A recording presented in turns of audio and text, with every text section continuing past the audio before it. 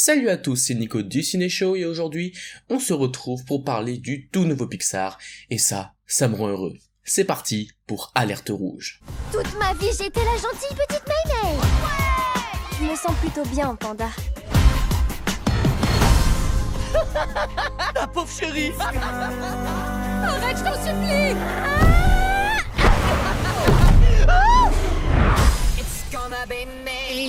Alerte Rouge est le nouveau film des studios d'animation Pixar réalisé par Domichi et disponible à partir d'aujourd'hui sur Disney+.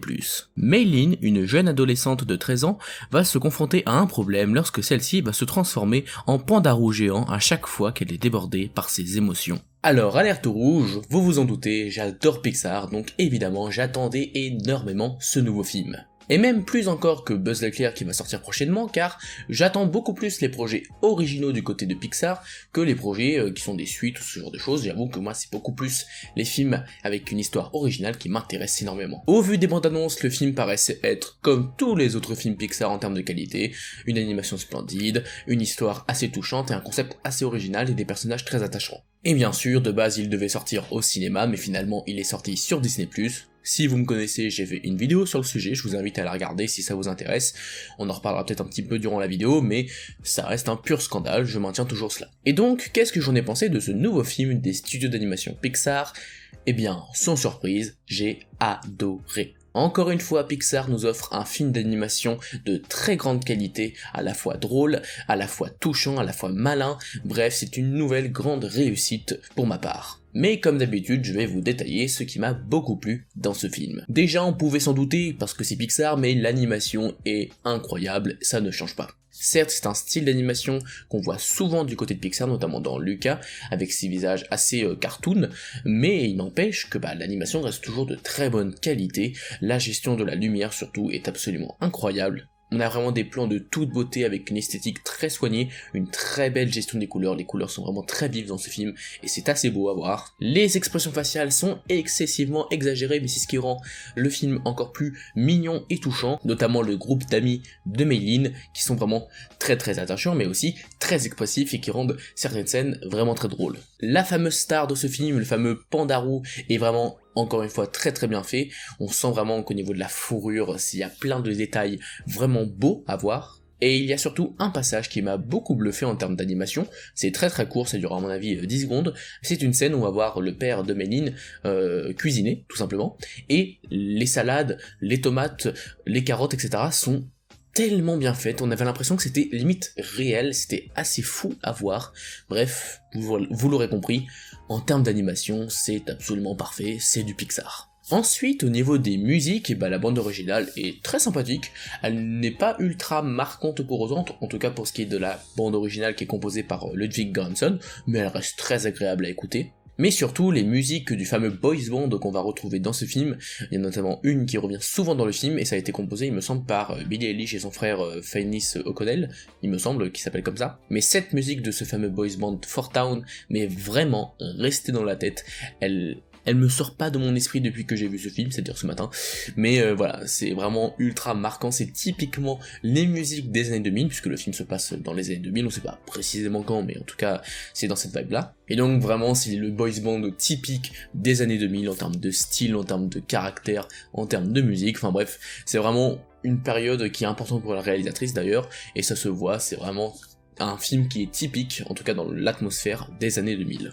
Le doublage français est impeccable, j'ai pas grand chose à dire dessus, c'est vraiment très bien fait de la part des doubleurs, parce que moi je regarde les Pixar en VF, je le précise, mais c'est vraiment, pour moi, on a tellement des doubleurs de qualité que je préfère les regarder en VF pour ce qui est des films d'animation, notamment Pixar. Bref, si vous êtes intéressé par la VF, ne vous inquiétez pas, elle est de très bonne facture. Le film m'a beaucoup surpris par son caractère humoristique, ça fait longtemps à mon avis que j'avais pas autant rigolé devant un Pixar, parce que même si vous connaissez mon amour pour Luca notamment, il est vrai que c'était pas non plus des barres de rire tout le temps, c'était surtout que je trouvais ça beau. Par contre là pour le coup c'est un film qui est vraiment très drôle. Il y a plein de passages qui vont être très drôles à regarder, notamment grâce à la gestion du montage, du rythme du film, mais c'est surtout grâce aux personnages que le film va être drôle, notamment la bande d'amis de Maylin. Ce petit groupe d'amis est très touchant à voir, mais surtout elles ont des interactions entre elles durant plusieurs scènes, et ces scènes-là sont vraiment très drôles, c'est vraiment des personnalités qui se confrontent super bien, et ça fait que certaines répliques sont hyper drôles.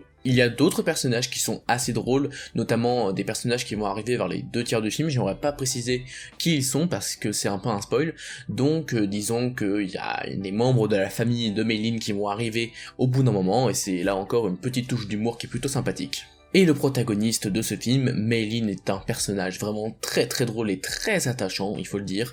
Surtout lors des 10-15 premières minutes, elle est très pétillante, et au fur et à mesure on va se rendre compte de son caractère un peu stressé, du fait que c'est une enfant, une adolescente, et qu'elle a un petit peu de mal parfois à gérer ses émotions, c'est un peu le cœur du film. Mais c'est vrai qu'elle va être un peu moins pétillante après ces 15 premières minutes, mais en même temps ça colle très bien avec l'histoire que le film veut raconter. C'est un film qui parle beaucoup du passage de l'enfance à l'adolescence, ou pour même grandir jusqu'à être une femme, et c'est vraiment un thème principal, grandir dans ce film. Et donc le caractère beaucoup moins pétillante de Maylin est plutôt logique, mais ceci dit, elle reste tout de même assez pétillante, notamment lorsqu'elle est en pandarou. Ce pandarou est tellement drôle et mignon, je suis sûr que Disney va bien rentabiliser sur son personnage, parce que là, s'ils font des peluches de ce personnage, je suis sûr que ça veut se vendre comme des petits pains. Et donc, comme je le disais précédemment, vous l'aurez compris, c'est un film qui parle de passage de l'enfance à l'adolescence, un peu de puberté finalement, c'est un peu une métaphore de la puberté, ce fameux pandarou, et c'est vraiment une thématique assez intéressante. On va aussi se concentrer sur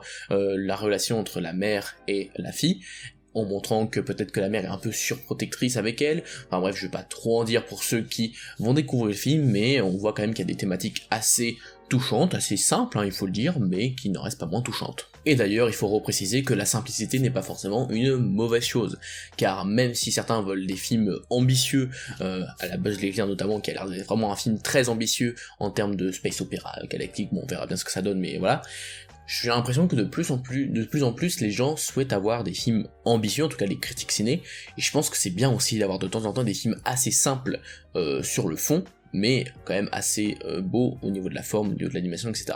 Enfin bref, c'est un petit débat que j'en sais comme ça, mais c'est pas important.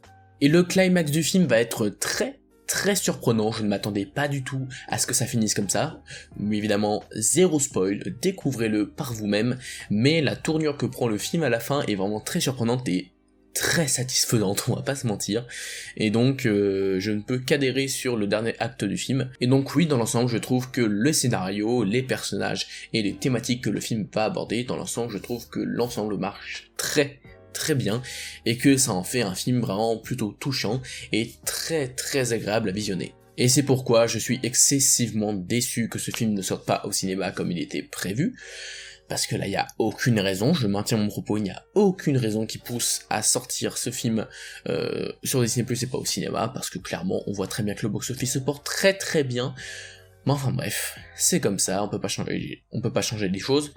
Ceci dit, j'espère au moins qu'ils vont sortir en Blu-ray, mais normalement, comme d'habitude, ils vont le faire. Donc, vous l'aurez compris, Alerte Rouge, c'était un film d'animation absolument génial. J'ai adoré chaque passage de ce film, je ne me suis pas ennuyé une seconde, chaque scène est soit drôle, soit touchante, soit belle de par ses visuels, enfin bref, pour moi, c'est une nouvelle réussite de la part de Pixar, après Luca, Soul en avant, bref, pour moi, ils sont sur une très belle lignée. Et même si certains disent qu'en ce moment, Pixar, c'est quand même moins ouf que ces dernières années, je leur répondrai qu'au contraire, pour moi, on est limite à un âge d'or pour Pixar, car chaque film a une proposition intéressante, et voilà, c'est un film vraiment qualitatif. En tout cas, moi personnellement, j'ai absolument adoré, je pense qu'il sera largement dans mon top 10 de cette année.